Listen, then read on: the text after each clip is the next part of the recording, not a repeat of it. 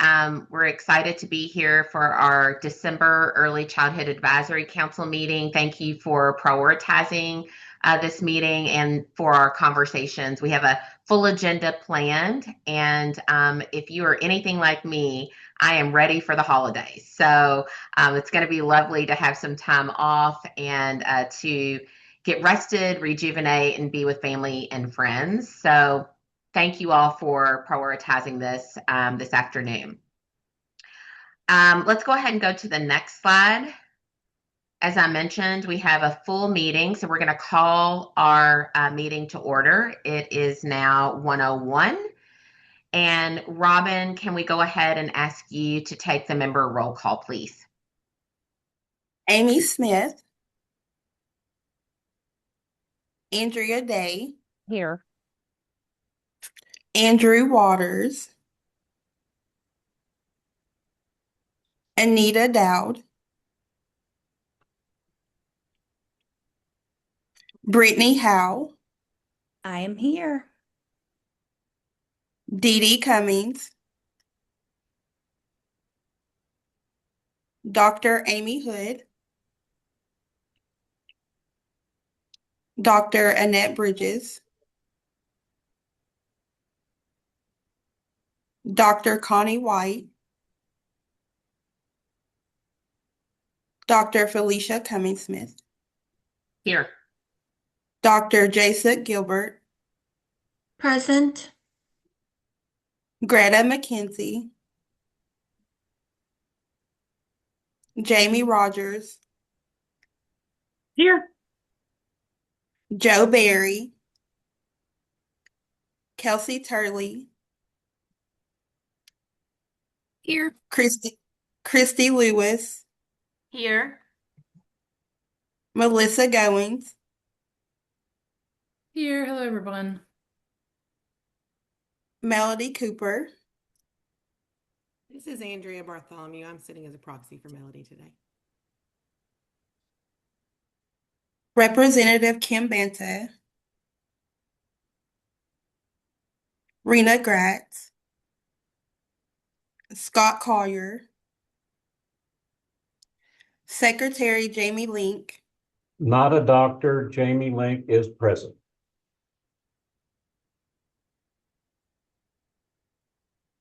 And Robin, I just let Andrew Waters in as well. okay. Senator Danny Carroll, and Swala Burdette. Thank you. And Thank you, Robin. Connie White from the Department for Public Health is here. I'm sorry I got on and then I got called away, distracted. So sorry. Okay, thank you. And Thank you so much. This is Andy Waters from Department of Public Health representing the KEYS program. And I promise it's not just a DPH thing with us coming in late. It just went. Thank you so much. Anyone else? Yes, this is Erin Musgrave, attorney with the Workforce Development Legal Division. Very good. Thank you. Thank you. And Amy Smith is present. Very good. Thank you. Robin, does that close out our roll call? Yes. Okay, very good. Just as a reminder, this is a public and open meeting. All of our meetings are recorded. And when we take votes, although we won't be taking a vote today, we do ask that all cameras have to be turned on. We're encouraging all of you, as usual with these meetings, to please be thinking about, reflecting, and making contributions to the information that you hear today. We think it's really important to hear from your voice because you are representing many other parts of this work to support our youngest children and families across the Commonwealth. So please just make sure that you're listening, absorbing, and contributing to the conversation. As usual, we adhere to Robert's Rules of Order. And again, there will be no items for us to vote on today. As you can tell on this slide, hopefully during the roll call, you had an opportunity to see and look over the agenda. It is pretty typical for this time of year, but we'll just go ahead and get started. And I'd like to hand it over to Lynn Baker for quarterly updates, please. Thank you so much, Dr. Cummings-Smith, and I'm trying to manipulate my screen a little bit, and it's not wanting to drag with me. So excuse me if I look away from you all. We are so excited to have you all here for this year-end review. We have so many exciting things to share with you from our partners that have accomplished this year, as well as our office, and some little things that we're looking forward to in the new year as well. We will dive right in, and then we have lots of our staff who will share, as well as some of our committee members coming up. So just for my quarterly updates, wanted to let you all know that we are launching a targeted messaging campaign around the importance of developmental screening, and we're in the end stages before that launches, and it has final approval with everything that we're going to put out. And we've worked directly with the Division of Child Care, where Help Me Grow developmental screening resides. And so that is going to be part of that messaging. We really want that to be a call to action for families, for anyone who is in contact with small children, for centers to really utilize that service, as well as utilize the developmental screening across the state. So that will be coming, and it will also include some information about our family guides and tie that together with how families can help with their child's development. We're also excited to share that we helped recognize almost 40 early care and education providers that participated and completed the family-friendly certificate program with the Pritchard Committee for Academic Excellence. That is a record number of early care and education providers. So we were very excited to attend that kickoff event for Family and Community Engagement Week and recognize them. That was November 17th. And again, that is a record number. And so we hope that that just keeps growing, because we all know how important family engagement is. And that is a very rigorous program. And so we have no doubt that those family engagement strategies are growing and expanding for those that complete that program. We also, I won't talk too much about it because Donna Taylor, our Workforce Development Director, we'll talk about the Early Childhood Institute, but I did want to just mention we had that in November, and we had around 450 participants that were there, and about a third of them represented childcare, and then more than 20% was Head Start, and then around nearly 17% were there for state-funded public preschool. All sectors were there. We had everyone from public libraries, mental health services, higher education, registered apprentices, our family resource and youth center service centers, lots of nonprofit stakeholders, as well as our regional collaboratives. And Megan Greenwell will give you some information coming up about some specific things that happened at the Early Childhood Institute with our regional collaboratives and the Partners for Rural Impact. We're also excited to have Kayla Jude here with us today. She is the apprenticeship workforce consultant that works directly with us with our registered apprenticeship program. And Kayla has worked diligently, along with communications here in our cabinet, to develop a workforce solutions guide that is comprehensive.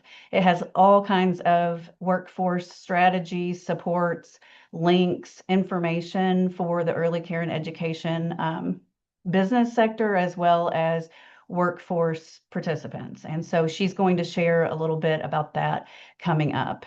And then at the end of our meeting today, I will provide some updates on some things that are upcoming for 2026. And we are going to hear from our partners about all the wonderful things that have happened this year so far in 2025. Can't believe we're at the end. But for now, I will pass it back to Felicia so we can call on our partners. Wonderful. Before we start with our partners, are there any questions from the report we just received from Lynn?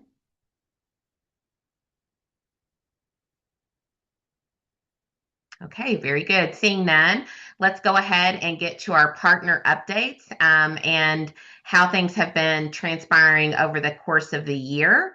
They'll provide an update for each of their partner agencies, and which represents our focus on unified partnership across agencies. So I'm excited to hear from the Kentucky Department of Education. I believe it's Melody Cooper who will be providing our first update. Hi, this is Andrea Bartholomew. Actually, I'm in proxy today for Melody. She had another thing to attend. So we just had a few things that we wanted to provide today for the group, a couple of guidance documents and some resources that can be shared broadly across all of the early childhood landscape in Kentucky, not just state-funded preschool programs. We wanted to share about our developmentally appropriate practice guidance that we have created at the department. The Office of Special Education and Early Learning, we have a division of IDEA implementation.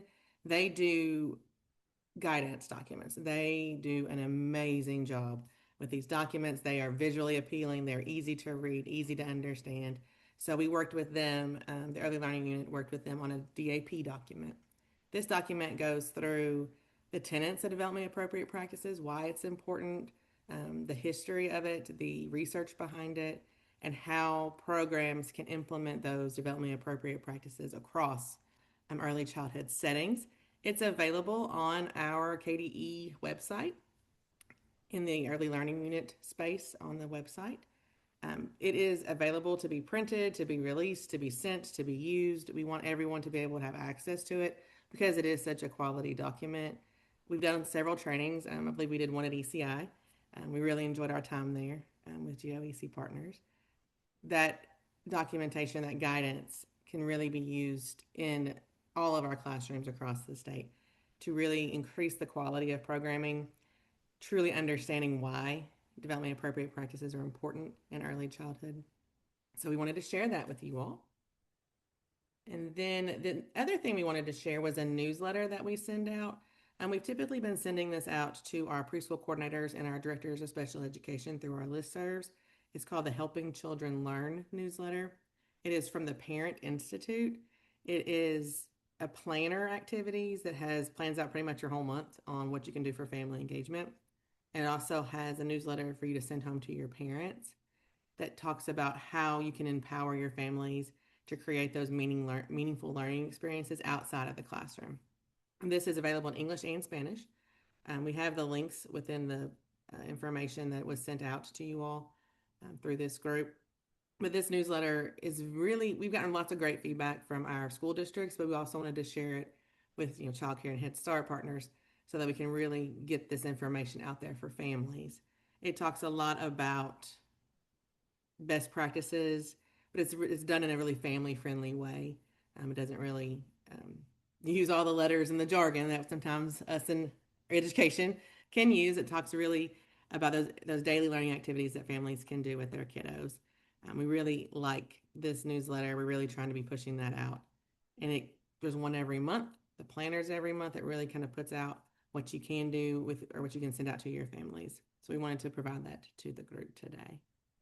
That's what I have for this part of our monthly update, our agency update.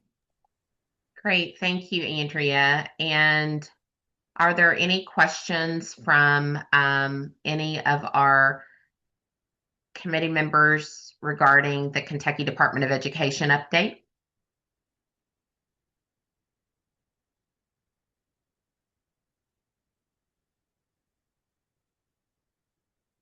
Okay, seeing none, Andrea Day will move directly over to you. Great, thank you. And I apologize. I think I'm coming down with something, so I'm stuffy and things at the Division of Child Care have been moving right along. I'm proud to say that we have maintained our providers and maintained the number that we're still at 34% of our 2,000 plus providers that are considered high quality, which is levels 3 through 5. We've maintained that for the whole year. This month alone, we're serving over 37,000 children for subsidy. And I would be remiss if I didn't call out that we are still getting national recognition over our child care income exclusion, which is we made child care employees eligible for subsidy, where we exclude their entire household income. That serves over 9,600 children. It's over 5,500 families. And 75% of those families were CCAP eligible under the traditional. Some of them hadn't applied. We really see that as a tool that is strengthening our childcare workforce. And I'm going to use the rest of my time to kind of give a little shout out to GOEC. They have been tremendous partners this year. Not that they haven't been always, but this year we are really aligning a lot of our efforts. Like Lynn mentioned, with the Help Me Grow and increasing awareness about that. We're very excited to see the success and the growth of that program, as well as our collaboration. And to go along with Andrea Bartholomew, I really enjoyed hearing about the Helping Children Learn, because where the DCC sits is within the Department for Community-Based Services, which is public assistance, child welfare, guardianship services, to name a few. And one of the things that DCC has partnered with our local child welfare offices is to provide family guides to all those offices that host family visitations. That way, there is a resource there for parents that are visiting. We know that sometimes visiting in an office setting is not most conducive, but it was like, how can we support that engagement? How can we support those parents? So we were able to, GOEC provided me with family guides in English and Spanish that we have distributed. And I will be sharing KDE's resource as well. Again, how do we support our families? Because that's what it's all about. And how do we make that easier? And so I think that is, the fruits of our labor, I guess you could say, is us coming together, us hearing the positives in each sector really helps us to blend all those things together towards that common good. So again, I'm a little sick, maybe a little feverish, so I might seem a little out of it, but I'm very excited about the potential for 2026 and all the work that we're going to be able to do, because the awareness about early childhood education, it's in the spotlight. People are paying attention. It's not just early care and education. It's so much more. And again, I want to just commend everybody that's part of ECAC, because it's that collaborative effort that I think is really going to provide us with great dividends. Very good, Andrea. I agree completely with you. And, you have been an instrumental partner. I know I speak, Lynn is nodding her head, because you two have been through it this year and have really come out on a great side, providing all the necessary supports and back end for things that were going on in this space. So that is kudos to you as well. Are there any questions from Andrea's report or comments, reflections from the group? This is Jay Suk. I actually put it in the chat, but I was just agreeing with Andrea, just like you were, because I think this coordination and really the different agencies working together and pulling all the resources, that's the key in moving the early childhood forward. But also, if the governor's initiative of pre-K for all goes through, it really is that blended hybrid model. So it takes all of the different regulatory bodies. So there has to be a lot of coordination and conversation, right? Otherwise, the programs that are providing the services directly are really going to be pulling their hairs out. So I think that this is a wonderful step, and you can see how much it can be done. So I think we can be much better than West Virginia or other states that have a unified program, really. So I'm excited. Thank you. Thank you, Jay Suk. You couldn't have said it better. So we really appreciate you and that feedback as well. It has been a phenomenal year indeed. Um, let's move on to our Department of Public Health Part C early intervention. Is Andrew Waters here or someone from that agency here? Yes, I'm right here. Oh, very good, Andrew. Thank you. Hey, I go by Andy. Everybody calls me that. Two Andy, An yeah, two two Andys. Andreas. Yep. So I'm the least popular Andy, I guess, at this point.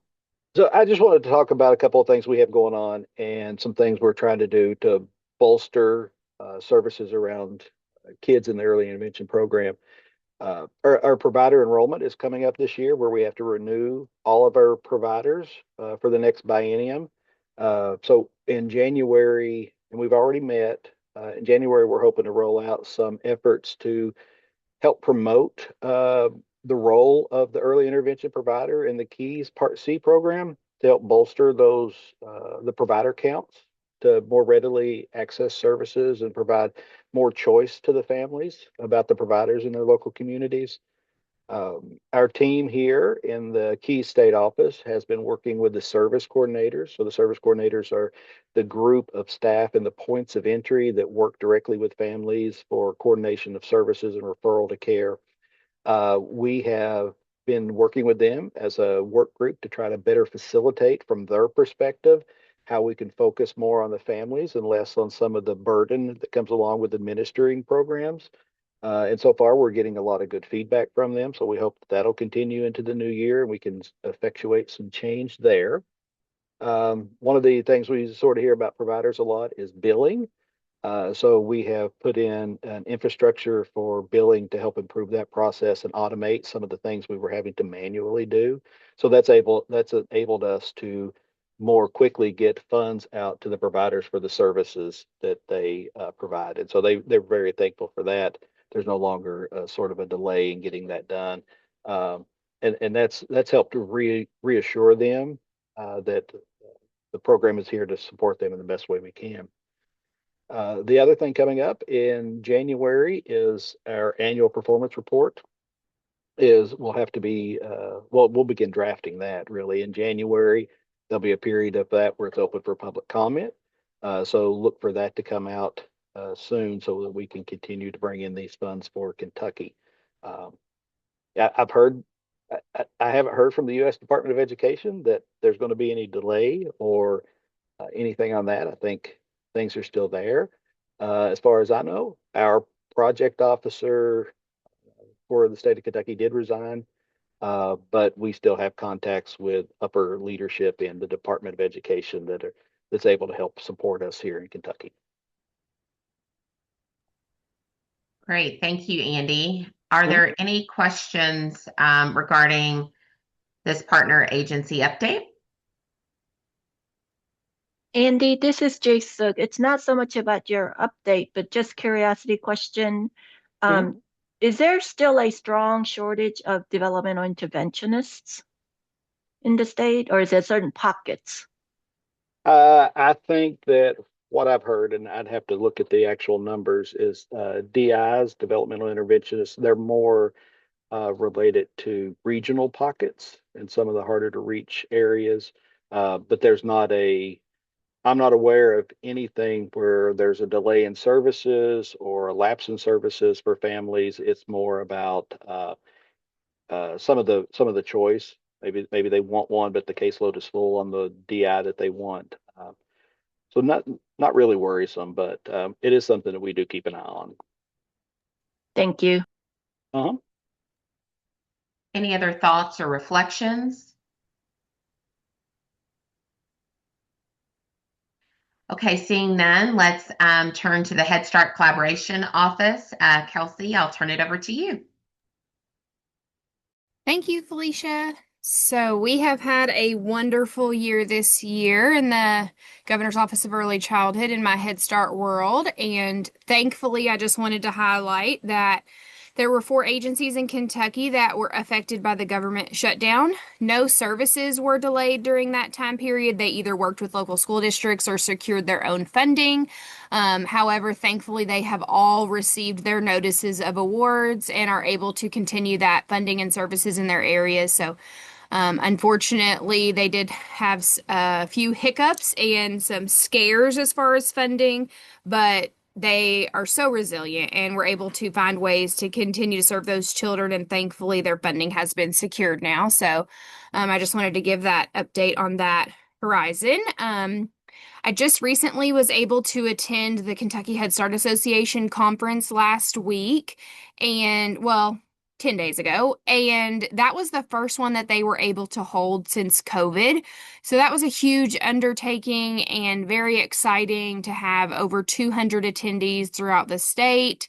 There were sessions on apprenticeship. Rebecca Smith and Kayla Jude were able to attend with me.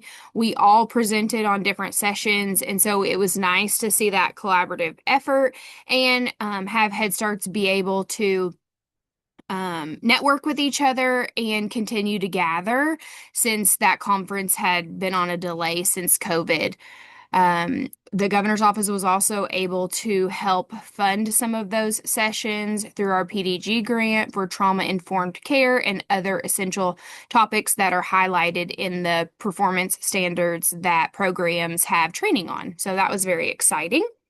Also, in the realm of apprenticeship, we have had 30 additional apprentices join from a Head Start agency in not this last cohort, but the cohort before, I believe. And so they are trudging right along. And I've had several interest meetings, and Kayla Jude and Rebecca Smith have also taken several meetings with Head Start programs so that we can continue to have that program flourish within Head Start because it does work so cohesively, and it is so nice to see that program continue to be popular within Head Starts. I think it took a little while for them to see how it would work, and now that several directors are reporting back how helpful it has been to their agency, that in-house training, that in-house mentorship, we have several more inquiring almost daily. So very exciting there.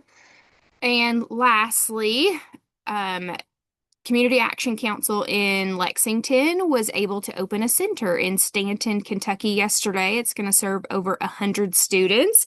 It is rare in today's political climate for money to be available for new centers to open or even have grant funds available for new projects. And especially from the Office of Head Start, it's been several years since money has been available. And so they were able to shift some of theirs to serve a different area in Kentucky because their service region is so large. And so it was really nice to see an opportunity in that area, a need being met. And so they had a grand opening yesterday, and it was wonderful to see that growth. Other than that, it's been a wonderful year in the Head Start Collaboration Office. We have had a record number of events, lots of Head Starts coming out and getting free training through the governor's office. I have been able to visit programs as far east as Pikeville and as far west as Paducah. So it's been really just a blessing to get to see those programs and to see them flourish. And those are all my updates for this month. Great. Thank you, Kelsey. Are there any questions regarding the Head Start Collaboration Office update? Kelsey, you have jumped right in and are making your impact is felt, and you're doing an amazing job at leading this work for the state. So congratulations. Thank you so much, Dr. Smith. All right, let's go on to the next slide. And this is also going to be another really good update from our friend Crystal Hawkins. So Crystal, I'll turn it over to you to share about our preschool development grant updates. Thank you, Felicia. And I will say it's a good update. We are finishing a 3-year grant, which I can't even believe. And there's more to come with that I'll talk about in just a second. We can actually pull up the next slide, but for anyone that maybe I'm just meeting for the first time, my role is really to look at the original grant, to listen to our federal guidance and receive federal guidance, and just make sure that we are aligned, that we're representing Kentucky well, we're spending the funds in the way that we said we would spend it in the most appropriate way. And The amazing thing right now is to see how the grant was written and what we intended in the beginning, and to actually see the work happening. In the beginning of the grant, you start to look at all of these things and you're like, oh my goodness, how are we going to get all this done? And now we're looking at all of our things and we're like, yep, check, check, check, check, check. All the things have been completed. So shout out to all of our partners that are on here today. GOEC office, wonderful job. I also always shout out Megan Greenwell because she works very closely to make sure all of our contracts are in, to make sure that partners are spending funds. And so that is a major, major feat to do that. So what that means, I have a couple of updates on, what that means when we're starting to close out a grant, right? And so we are awaiting approval for an extension timeline, which would be 90 days. We received programmatic approval, but we don't have official approval yet. We're hoping to receive that any day. I don't want to go into too much details on what the extension would be until we get official approval. But basically, what that would look like, we're anticipating approval, but have not received it yet. So what that would mean is we have a strategy that um, we've asked for. We have a strategy that we want to do, and we're waiting approval on it. If we get approval on that strategy, we have 90 days to finish that strategy out. And this is just using the funds that we already have. This is not getting any additional funding. It's just saying that you have a little bit more time to finish a strategy. So if we were to receive that 90 days, then after the 90 days, we have 120 days to close out the grant. And so what that means is in that 120-day period, we submit our APPR, excuse me. I don't know what Benzo's doing. And then we also have an extension evaluation. So if we receive approval on our extension, then we would evaluate our extension there. And the last thing that we'll do in that period is we have a summative grant report. So we're working with our UK partners. I think they're on here and we want to shout them out as well. But we'll work with them to really look at the impact of the grant. And so more to come in terms of looking at impact, looking at how all the strategies work together, what we found, and then also looking at how we may continue to continue the work. So, in addition to that, we're also looking at, again, I mentioned, Megan and I working together and also the office working together to really look at all the grant strategies and just making sure that we are finished with all of our grant strategies and we have received invoices by 12:30. So that's what we're doing. It feels like tomorrow that this grant is going to be closed out, which it is. But that's what we're doing in terms of closing out and then looking forward to the next couple of months and closing out. Great. Thank you, Crystal. Are there any questions or comments, reflections regarding the PDG update?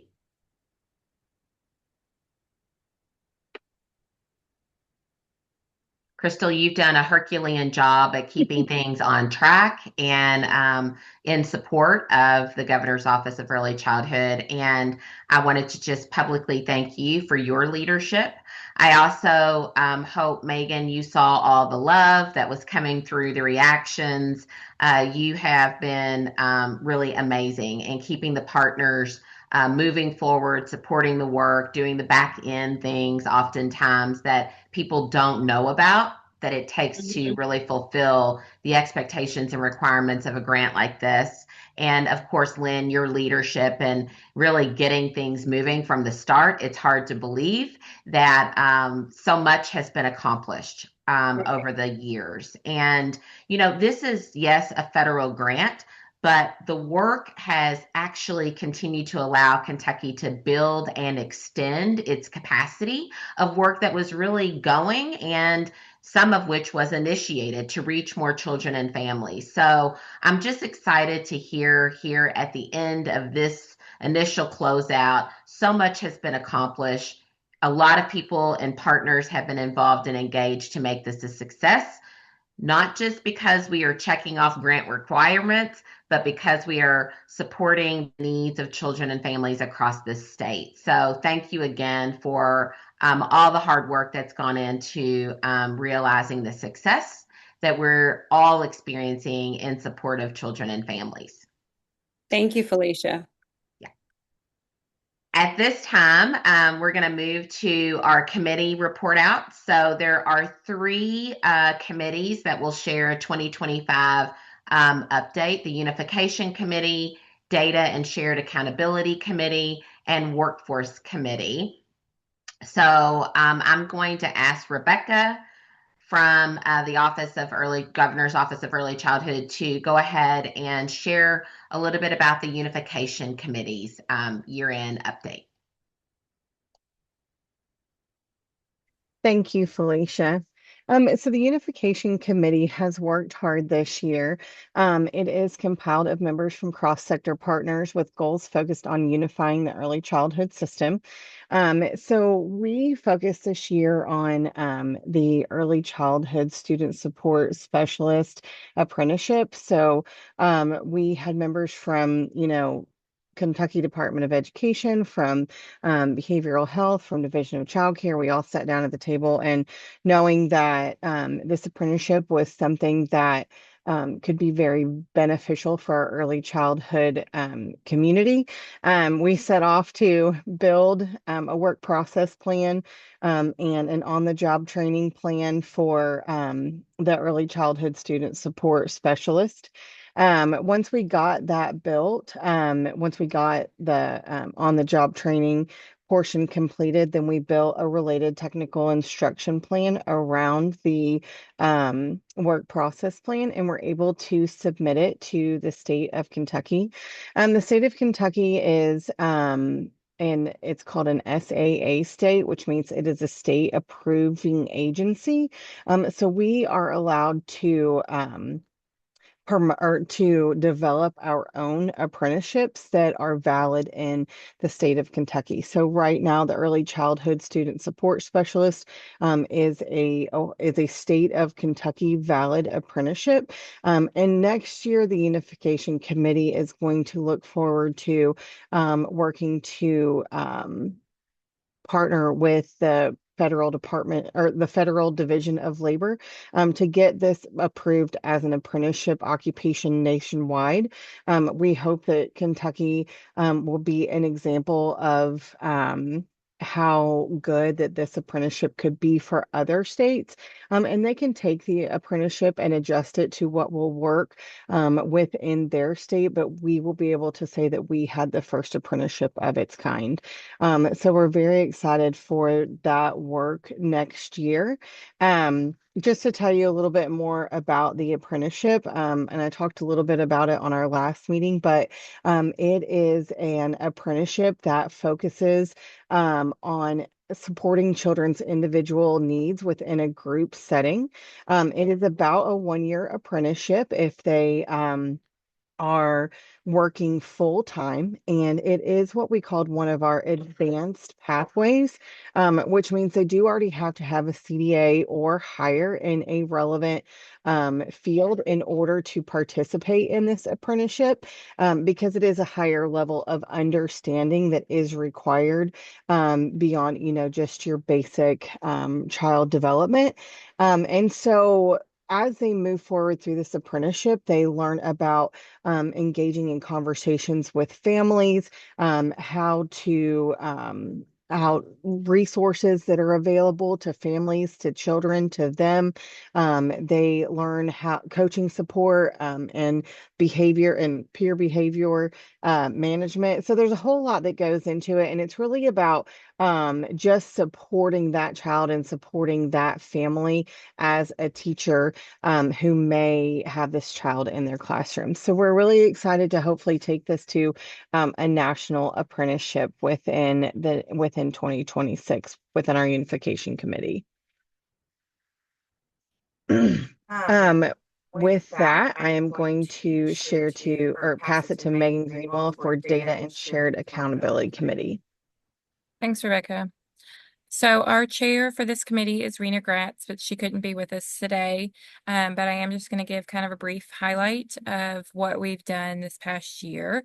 So I've shared on here our mission statement as we finalized and revised that this past year to share with you. And then many of our members from this committee were really strongly involved with our revising of our 5-year strategic planning meeting and process that we put in place that was part of our current preschool development grant. And so after that work was concluded as a group, we reviewed and provided a lot of input on various reports that was published by our partners, the Kentucky Center for Statistics, including the Head Start report, a workforce report, and the early childhood profile. And we were also involved in the early childhood community asset mapping work with the Pritchard Committee. And there, the group was focused on reviewing the data metrics that we identified as a group to assist in each early childhood education outcome. And some things that we're going to be doing in the upcoming year is working with a couple of other committees and just waiting for our next task. This is a group that is made up a lot of very unique individuals and brings a lot to the table. And so if there's anything that this committee can help you with or overview, look at a report and give feedback, please feel free to reach out as this committee is always willing to get together and do that. Let's see. Next, I will pass it to Donna for an update on the Workforce Committee, unless there's any questions. I thought I saw a hand raised. I think so, but I think it was the interpreter. Oh, okay. All right. Well, thank you, Megan. I am happy to introduce the chair of the Workforce Committee is here with us today, Dr. Jason Gilbert, and she will give an update on the work that the Workforce Committee has done over this past year. Thank you, Donna. Okay, so I'm sure Donna can do this way better than I can, but here we go. As you see on the slide, and many of you that's on this call right now, you have been participating in this Workforce Committee. So we really appreciate your participation and your input because we have been working diligently. We meet quarterly, which is a good thing, I think, for many of us. We probably could meet more often, but we have a lot of other meetings. But we try to use the quarterly meetings to really focus on the purpose for this committee, which is all about the high quality workforce, right? We really want to focus on the retention and the recruitment and really to grow a, not just retain, but grow a qualified workforce in early care and education. So basically what we want to look at different updates from state level work groups. And then our job is obviously to review all those and provide guidance and then help determine what's the next step. What are the future action priorities that's needed to really address the retention and recruitment so we can have a qualified workforce. And as similar to other committees, we do have a cross sector of members, and we try to think about who would be pertinent for our work that has to address the retention and recruitment, right, of the early care and education in all different sites. So we have Head Start, representation, higher ed, of course, and state-funded preschool, child care sector, and all of the, many of the training site agencies, and of course the state agencies because of the regulation and regulatory procedures. So just briefly, as you see on the slide that Donna has, that some of the highlights and accomplishments was that many of you already know about, and it was shared out at the Early Childhood Institutes, is the core content standards and the career pathways, right? So this Joint Standards Subcommittee worked very hard in, revising, updating, and modifying all of those documents that existed before with the PD framework, but really bringing it up to today and making it more unified and aligned with like NAYC, Parts of the Profession, and all the other efforts that's going on. So it is more relevant and pertinent, and it will also address the recruitment and the professional development that will help with retention. And then as you heard about some of the apprenticeship efforts too, but with the KIA scholarship work group, there were some issues in terms of which programs would be approved for the Early Childhood Development Scholarship, because since it was created, there's been many institutions with a sort of unique programs and options in getting the early childhood content area. It does not lead to a degree necessarily, but proficiency. And so it's been sort of more adaptable and accommodating to today's needs and what people are bringing with. So therefore, the KIA Scholarship Work Group had to really figure out what really meets the, what was intended for early childhood development scholarship, and how to make sure that those who are obtaining it in sort of the alternative routes also can be supported through that, because that again is for recruitment and retention for the workforce and the quality level of what's being provided in terms of service. Then lastly, but not least, is really we also looked at what are some priority areas for the workforce, right? So we did a survey, and we are also going to be looking at other surveys that exist by other entities that has to do with early care and education arena. And we want to kind of look at then what are some challenges, what are some key supports and areas that we need to focus on going forward.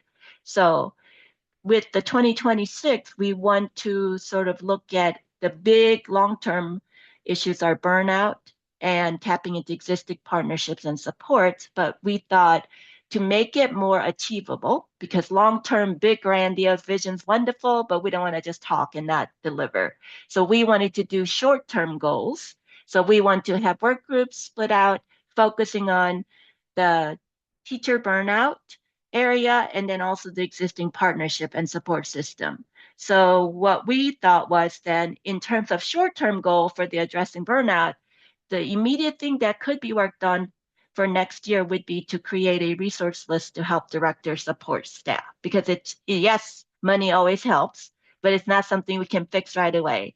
But if we can, just like apprenticeship is looking at the support for the challenging behaviors, if we can somehow change the climate that the providers are in. So we wanted to kind of get at the burnout challenge a little bit through that short-term goal. And then we have another group focusing on the partnership and the support alignment. So they wanted to kind of look at what are existing coordinating partnerships, what already exists in terms of collaboration that can have a short-term impact on the recruitment and retention. So those are the steps that we're going to focus on come 2026.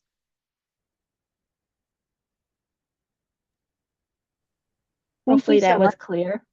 Yes, thank you so much, Dr. Gilbert. We really appreciate your time that you have given to serve as chair on the workforce committee and for giving us that update. If there's no questions, then we can move into some workforce updates. Sorry, I lost my screen here. And we'll first talk about all of the different professional development initiatives and opportunities that the GOEC has led over this year by starting off with our Early Childhood Institute. Lynn gave a little brief update at the beginning of the meeting, and so I've added a really fun picture of the team here. The GOEC was able to host 2 Early Childhood Institutes in 2025 as part of the Preschool Development Grant strategies. So our spring ECI was held in May of 2025, with our theme being Breaking Barriers in Early Care and Education. And we had 250 people representing all of the ECE sectors attend. And it was just really great. I had just started with the GOEC a few months before, and so it was really great to be a part of that, and now to watch it grow into what it became in the fall. We held another ECI in November of 2025. Our theme was Stronger Together, Shaping Tomorrow. This conference had a large focus on positive behavioral support, with several pyramid model and conscious discipline sessions, for example. A large contributor to burnout and turnover in the field is due to challenging behaviors. So this was really timely and needed, as this focus was aligned with the Preschool Development Grant strategy to increase workforce retention. And we were thrilled to have increased our numbers to 450 attendees. So that was really great. And then here you can see Rebecca's shared a slide with us with some pictures of the Fall Institute. I did want to shout out, we had two impactful keynote speakers. On day one, we had Aaron Ramsey, who shared strategies for building educator resiliency and overcoming burnout.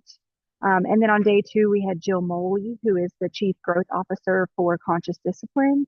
And she introduced their adult first model and emphasized that transformational change must begin with the adult, and shifting our perspectives to better support children with challenging behaviors. So those were a really great, a lot of smiles, a lot of laughter during those, a lot of aha moments as well. And then here are some more fun pictures from the Institute. We had 15 volunteers and 17 different exhibitors, some representing agencies such as Lakeshore Learning, Child Care Aware of Kentucky, the Kentucky Special Parent Involvement Network, and the Discovery Source. And I just really want to give a huge shout out and a thank you to our partners, our volunteers, and all of our vendors for helping make our ECI conferences a huge success every time. So moving on from ECI, I wanted to share more information from our last ECAC meeting about our conscious discipline facilitators.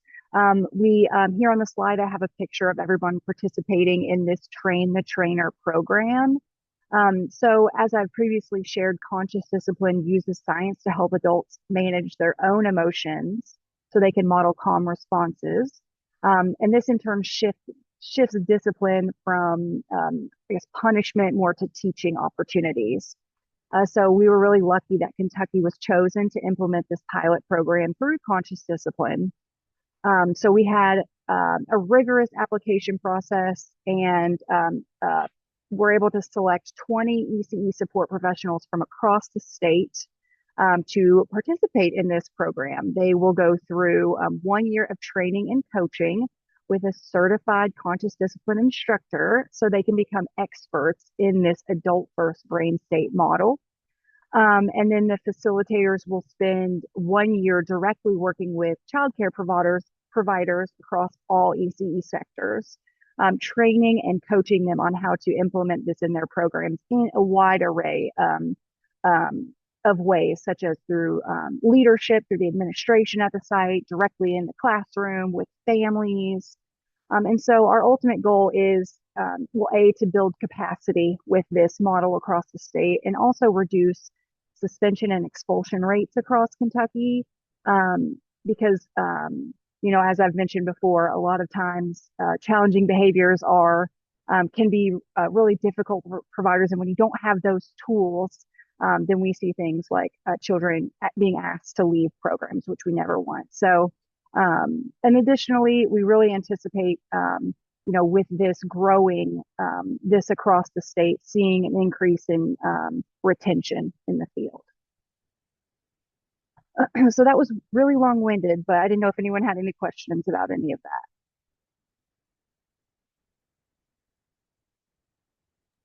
All right. And then Jasa kind of mentioned a little bit when she was talking about our workforce committee and the joint standards committee work. And part of that work was updating the core content standards as well as the ECE career pathway. And so all of these things are part of the professional development framework. And so the decision to revise this framework was identified as a priority within the preschool development grant, aligning with its goal to strengthen and modernize early childhood systems. So as I said, the Joint Standards Committee, which has cross-sector membership, worked diligently on modernizing and revising this. And the overall purpose of the PD framework is to support the professional growth and development of those working with young children and families. So just briefly, I wanted to let you know kind of some of the stuff that it includes, which are the core content, credentials, degrees, apprenticeships, the career pathway, different training and technical assistance, supports articulation agreements, scholarship programs at the college and non-college level. So just tons of different resource to help support the professionals in this field as they grow. And this is currently with our communications department right now being revised. And so we're really excited to see the final product and hopefully be able to roll it out shortly. And believe it or not, that's all I have. So I will pass it along to our partner, Kayla Jude, with the Office of Industry and Apprenticeship Services. And she will give us an update about one of the tools that has been developed to help support the ECE workforce and businesses with the goal of reducing administrative burden. Awesome. Thank you so much, Donna. I really appreciate it. And thank you, everybody, for coming today. I really appreciate it. Actually, can we go to the next slide? Because I want to talk about, I'm up next to Donna for the TPM SWAT stuff. So we'll pivot back because it kind of all leads together, if that's okay. Thank you very, very much. And I apologize. I may have flipped them and then just changed my mind. So apologies if that's my fault. So what you've got on your screen here is kind of a snapshot of what we have been working on as far as workforce and talent team. It's called Statewide Workforce and Talent Team, or SWAT for short. ECE, Early Childhood Education, actually has their own SWAT. And it is a statewide approach. And essentially, it's going to be a way for workforce professionals and early childhood professionals to come together and get to know one another and start solving some of these pain points that we have. So I really want to take the opportunity to kind of give you an overview of where we were or where we are, where we're going, and then like where we'll be. So for the past 3 months, and this started in October, what we've done, that phase 1 completed, so that one on the far left there. For the past 3 months, once a month, we've had 2 work groups meet. One work group is our Head Start public pre-K, and our other work group is our child care centers. And essentially, we have taken both of these work groups through a nationally recognized model called talent pipeline management. And this has been a partnership with our friends at the Kentucky Chamber Foundation. So the talent pipeline management model, what it does is you have to first understand your industry, right, before we can ever come in and help you. So what we really focused on was looking at our data for both of these work groups, and then also exploring with our individuals in our work groups what they are seeing in their everyday world for pain points towards workforce. So we started by identifying our top and critical positions in each one of those work groups. Our members of those work groups, they submitted to Lori at the chamber actual job postings that they use every day to try to attract talent. Lori took those job postings and compared them. And she said, it makes sense to unify and make sure that our positions, our job postings, are going to be very similar because we're all talking about these similar pain points. We've took that data from our job postings, and then from there, we've identified our critical skills. And we want to see, are those critical skills being seen in our job postings and in our job descriptions, because they can be 2 very different things. So essentially, these first 3 months are about looking at the problems, looking at the pain points. And so now what we're doing is we're in that middle phase, that where are we going now? And we're launching phase 2 of our SWAT initiative. So in January, both of our work groups are going to come together as one. And we're going to do an orientation of the public workforce system. So They have told us what the problems are, and now we want to present to them some solutions for those pain points in a very high level overview because we don't want to overwhelm people first.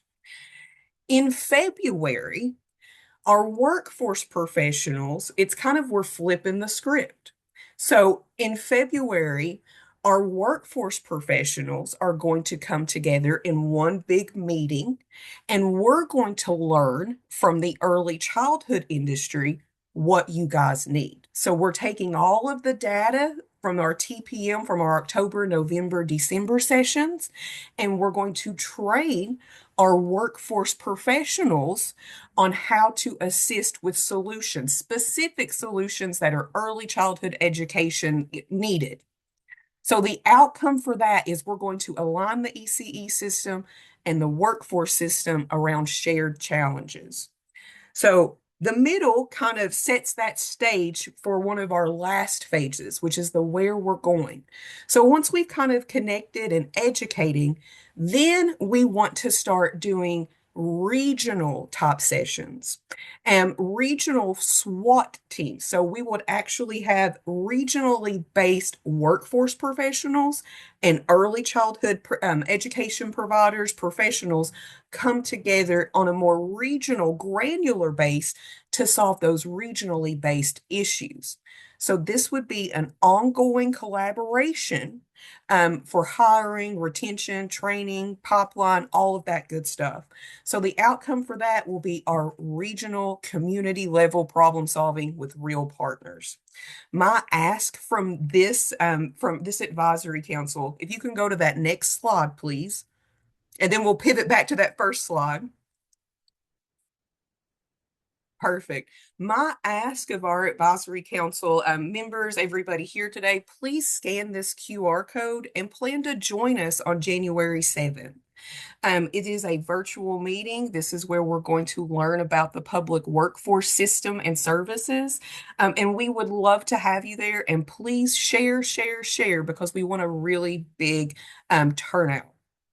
So pivoting back to that first slide, in January, this has been a year-long project, and we've made it. And I'm so excited to share this workforce booklet.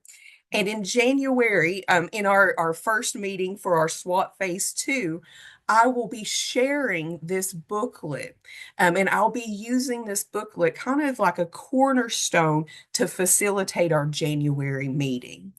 So this workforce booklet was a labor of love. Pardon me. Essentially, in January, I reached out to all of our education and labor cabinet partners, people like vocational rehabilitation, people like the Department of Workplace Standards, people like adult education, folks on our work opportunity tax credit team, all kinds of different workforce professionals in the education and labor cabinet. And I said, what type of outreach materials do you have? Can you send me all of your outreach materials? And so I've been working with CALMS very diligently to take those outreach materials and contextualize them for the early childhood education and care industry. I feel like I'm a workforce professional. I started on the local level over a decade ago. And I know sometimes when we're in those social services type industries, we're really bad about just fire hydranting services to people. Oh, we can help you with this. We can help you with that. We can do this without really giving them the context of how it can help them specifically. And that was something that we were seeing. Workforce was speaking one language, early childhood education was speaking another language. So this workforce booklet really puts this through the lens of early childhood education, and it's in an easy to understand language. It starts from the top down. So it gives you this high level overview of what that public workforce system is, and then it guides you to how to use the public workforce system. So each page is full of information about a different agency, about a different organization, or about a different service. Additionally, it will have contact information on there. On a lot of those pages, you'll notice there'll be a shared contact information, and that is our early childhood education workforce inbox, because I don't want our early childhood education folks to get lost. So if they are feeling very overwhelmed about any of these services, I want them to be able to contact that email address, and that goes directly to us, to the ladies here at the GOEC, and we can assist them with doing a direct referral and go even further to like their county. So if I have somebody reach out on the inbox and they say, hey, I'm in Adair County and I need adult education services, I can go through and give them that direct contact information. So the workforce booklet also has that.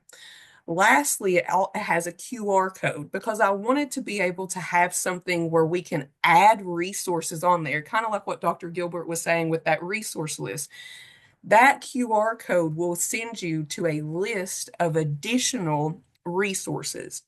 And it could be something very simple like the KIA Early Education Scholarship. It could be something about like Child Care Assistance Program.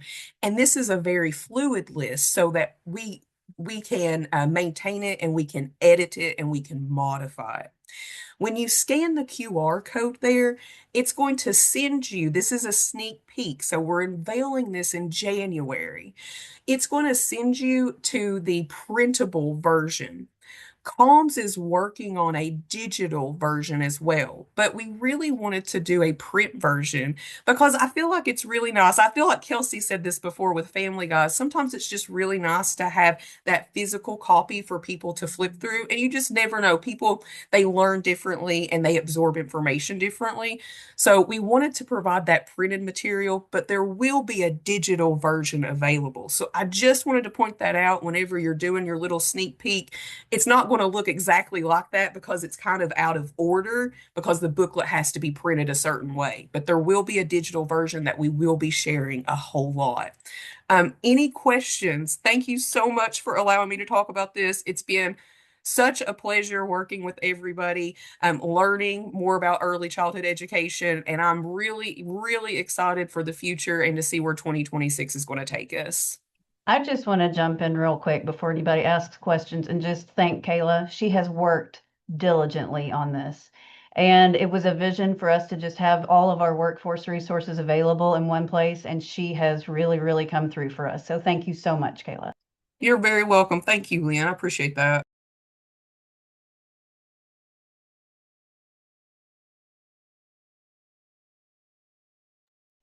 Kayla, what time is this SWAT Build the Bridge Phase 2 launch? Such an important thing, right? That I probably should have listed. It's from 1 to 2. I think it says it on the form too. It's from 1 to 2. Eastern Standard. Eastern time. Eastern time. I just wanted to put that SWAT slide back up just in case anybody missed it because we moved pretty quickly. So I am actually going to go next and talk about the year of early childhood registered apprenticeship to follow up with Kayla's workforce presentation. So I just want to highlight a little bit of the things that happened in the registered apprenticeship over the year of 2025. So we had 3 cohorts that started in 2025. Cohort 4 was in January. Cohort 5 was a mini start that was in April. And then we had cohort 6 that was in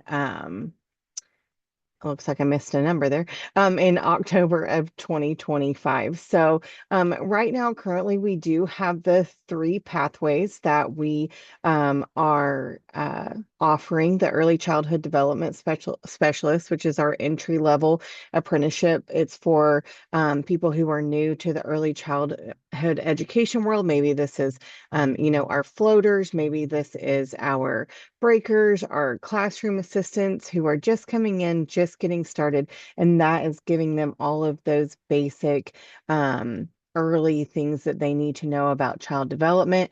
They can take their CDA within that pathway as well.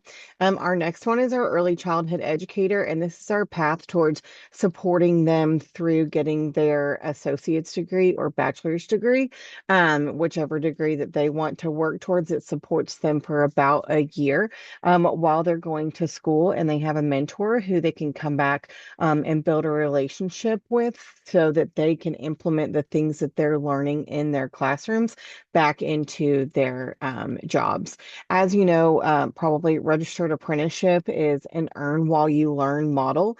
So all of the people who you see here who we've added the program are people who are already working in the early childhood field in some way, shape, or form. So what they're doing is they're taking classes, they're taking trainings, and then they go back to their jobs and they implement those things, and they have a mentor that guides them in their practices to make sure that, they know what they're doing, that they're implementing properly, that they get, some positive feedback from that person. And then the mentor also helps them track their apprenticeship, track their hours, all of those sorts of things. So you can just kind of see the numbers that each occupation pathway has had this year. At the bottom, in 2025, we have had 16 graduates. As many of you know, we had a little bit of a pause in the registered apprenticeship program over probably from about 23 to 24, 2023 to 2024, where we kind of took a step back, reevaluated the program. And so although 16 graduates doesn't seem like a lot for a whole year, when we relaunched in 2024, we do have usually these apprenticeships take a year to two, or maybe even longer than 2 years, just depending on the apprentice and how much they work, if they're in a full-time all year round, if they are only working a school year, those sorts of things. So we anticipate a lot more graduates in 2026. And of course, overall in the apprenticeship program, we have over 100 graduates total. So through the year, we have been able to I switched my slide and now I don't have my notes. Over the year, we have actually been able to put over $400,000 back into the pockets of our early childhood educators. As you know, through the Registered Apprenticeship Program, we have an incentive program that not only gives milestone achievement awards to our participants. So that just means that they reach a level, they complete a certain amount of hours, and we put money directly in their pocket to, say, great job, keep going. Here is a little bit of incentive to keep going, to keep learning. And then we have what we call the wage increases.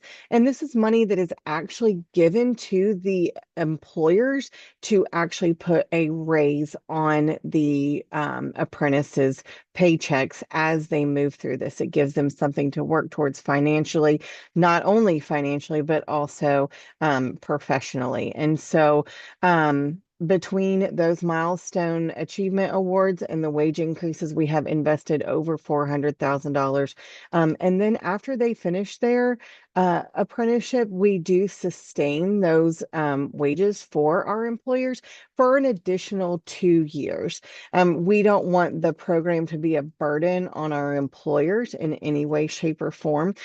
So we have given them an additional 24 months to make sure that once their sustained pay is exhausted, that they have the ability to carry through and carry on that raise for their apprentice.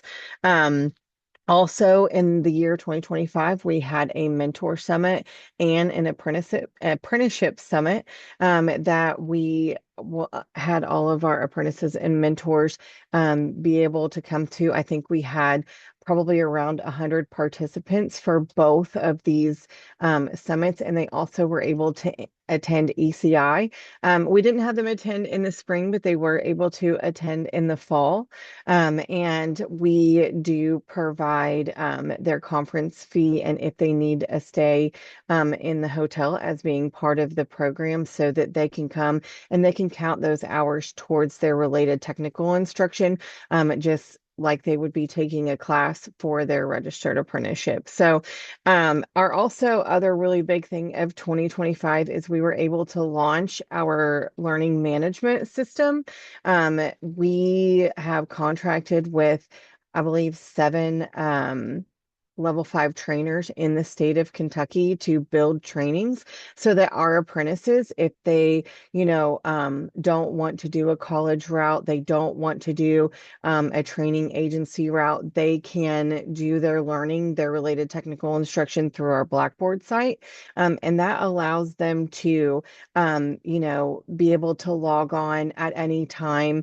I always like to use soccer practice. If they are sitting at their kids' soccer practice and they have an hour, they can log in, they can take a training, they interact with it, there's discussion boards, all of those sorts of things, and they can do that on their time schedule and works best for them. So we were really excited to get that launched, to get all of those trainings built for us, and we only hope to grow the program even more in 2026. Here is a QR code. We have a early childhood or an interest form for the apprenticeship if you know anybody who is interested. We do have, we've been doing listen and learn sessions for recruitment. We plan to have our cohort 7 start in February. And with that, so the last day to apply is January 26th, I believe. And we do have one more listen and learn session that if you scan this QR code and fill out the form, you can get the information for the listen and learn session, as well as the next steps in joining the registered apprenticeship program. So feel free to share this out. Thank you. I know that was probably a lot, but you all know I love and am very passionate about the apprenticeship program. So next, I'm going to pass it over to Megan, who is going to talk about our regional collaborative network. Thanks, Rebecca. So I will highlight that we were able to add additional counties and another collaborative this year. So we're one away from being completely full of 37 collaboratives. So that's super exciting. And I'll be pushing for that next year. I already have some contacts in the counties that are missing. And so that will continue. But one of the major things that the regional collaboratives got to experience and participate in this past year and throughout the grant was our partnership with Partners for Rural Impact. And so over the grant cycle, we have had the opportunity to work with 10 regional collaboratives across the state who participated in an acceleration program that focused on those 5 aspects that you can see here on your screen.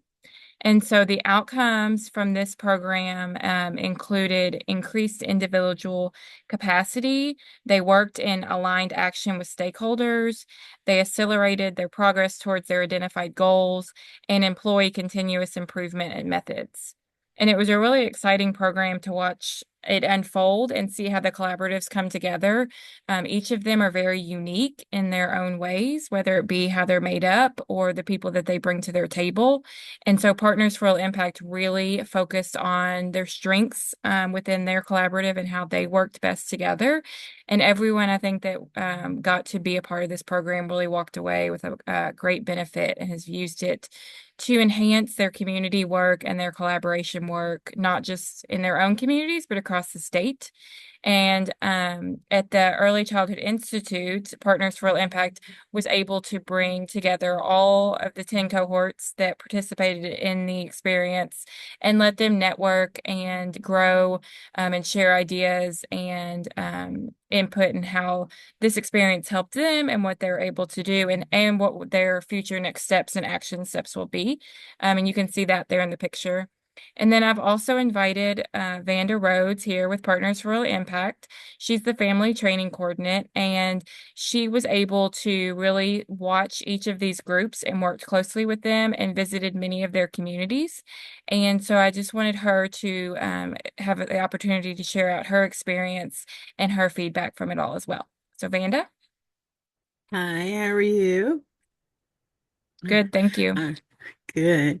Yes, my experience was it was exciting. I always enjoy meeting new people in new areas, and especially when we're dealing with children and their families. Seeing them within their communities, how the communities are able to work and partner with a lot of the preschool programs. I really enjoyed in all of these they had especially on those site visits. There were so many that come together. You had like libraries, you had just different areas in the communities that were coming together, the events that they would be a part of. If there was something going on in the summertime, they were there to be able to help families know more about, children's milestones. And not only that, but the activities, the at-home learning activities. Everybody had a hands-on in that, and I really appreciated seeing those within the communities. And as they partnered with one another, all you could continue to hear was they want to do more. And that was an exciting thing. It wasn't, you didn't hear anything negative about it. And that was encouraging because as a community, they wanted to come together and they wanted to be a part of helping these collaboratives be able to network across their different communities. And even though that there were, some challenges that they have, especially when you have a community in one area and you might have to travel, 45 minutes to get to another one. They still wanted to be a part of it.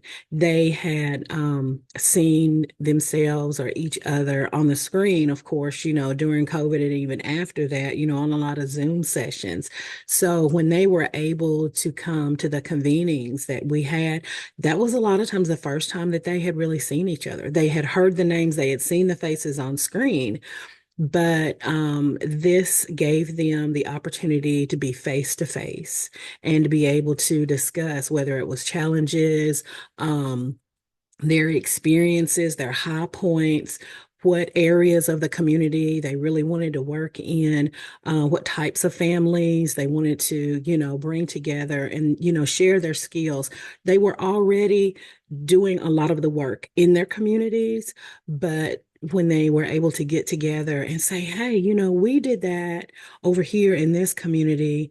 Do you think that maybe we could be able to get together at some point and so that we can be able to do it in hours or, just sharing those little tidbits with one another. But, when they came in at first, it was kind of like a wide-eyed situation because it was like, okay, what are we here for? But once the convenings, came available and they were able to come each time, and by the end of it, everybody had smiles and they just had this certain feeling of, accomplishments with what they were going to do, the goals that they were talking about, the result that they wanted for their community. They had the feeling that after going through the training and collaborating with one another, they had some tools to put in their tool belt to take back to their community. And it was great. Thank you, Vanda. I couldn't have said it better myself. She summed it up very well. And Vanda was always a ray of sunshine for these collaboratives as well. She always had a smile on her face and she was always very encouraging and positive to be around. And that's a great thing for these people.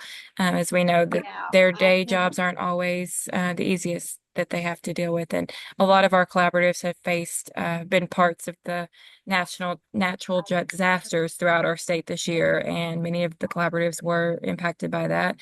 And we got to see it firsthand and help lift those spirits up as little bit as we can. So if there's no more questions, I'm going to pass it to Felicia. Wow, that was a lot. And thank you so much because it just demonstrates, how much is being accomplished, and that the work really matters. The work that everyone is doing is hard, but it matters and it's making such a great difference. And we're seeing a lot of positive things come out of that. So, building the capacity of our collaboratives and strengthening and providing new resources has just been fundamental to the way the office has been working and working with partners across the state. So I really appreciate all of that. Bravo. So I am now going to turn it back over to Lynn to share what's coming up in 2026. What can we expect? I know it's been kind of a hard year for many people, but we are looking forward to hearing what's on the horizon, Lynn. So I'm going to turn it over to you. Thank you so much. And as Dr. Cummings-Smith said, that was a lot. We know it's a lot. So if you think of questions afterward that just come to you, or if you want to put anything in the chat as it's coming to you, please feel free to do so. We know we have been sort of at breakneck speed getting the work done with our partners, and so we just wanted to share what a great year in a lot of ways 2025 has been. It's been the work is hard, but it has been so worthwhile, and we've had such great partnerships to help us get it done. And I know we will in 2026 as well. And so I wanted to share just a little bit about what's on the horizon for us. Our unification committee that reported out, they will be coming together to lead some work toward alignment across all of our state systems for increased unification. That has been the number one goal of this office and continues to be. And so when we approach 2026, we already know we're hitting the ground running with that. That unification component of all of the sectors of early care and education is our number one priority because we serve families and children better when we work together. So that is our number one goal, and our unification committee will lead that work. We will also be launching some tools for connecting families with programs for which they're eligible. We have part of that work done. We are looking at phase 2, and so more information will be coming along with that, with some new opportunities as well for families to engage in our regional collaborative network that we're really excited about, as well as our committees. Our plans are underway for an early childhood workforce summit, which is tentatively scheduled for the spring. We're still waiting on a couple of things there, but this will be the first actual workforce summit that our office has hosted. And so we're very excited about that. A lot of the things that you heard about today will be a big part of that, the SWAT initiative, the talent pipeline, the booklet that Kayla talked about, all of those components, and we'll have lots of content for all sectors of early care and education around growing the workforce. And then lastly, we were able to apply for a 1-year limited preschool development grant. The notice of award came out very, very late. And so we did work through Thanksgiving to make that application come together. The requirements of the grant were very focused on state agency level unification, which goes along with what this office is all about. Again, there was a very tight turnaround, and so we were able to meet the deadline to apply. And as soon as we have more information that we can share, we are happy to do so. But we did just want to let you all know that that was something that ended up coming to fruition as an opportunity. I also just want to take a moment to thank Dr. Cummings-Smith for her leadership in the ECAC, as well as all of our members. We could not do this without you. We count on you, we rely on you to share the work, to share work with us so that we know what is needed across the state, and we just can't thank you all enough. We are a small but mighty team, and so with this 26-member ECAC, we are able to get the work done as well as with our partners. So just a huge thank you and a happy holidays, and I'm going to turn it back over to Dr. Cummings-Smith. Thanks, Lynn. Thank you. We have so much to look forward to in 2026. If we go to the next slide, these are our dates. Go ahead and make sure that they're on your calendar. And I'm looking forward to the future as well. Next slide.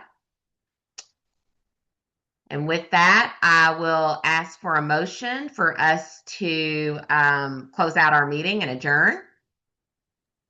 I motion to adjourn. Thank you, Andrea Day. Second? This is Christy Lewis. I second. Thank you, Christy. And I hope everyone has a restful holiday season. And thank you for all you're doing to support young children and families across the Commonwealth. Great meeting. Thank you all so much.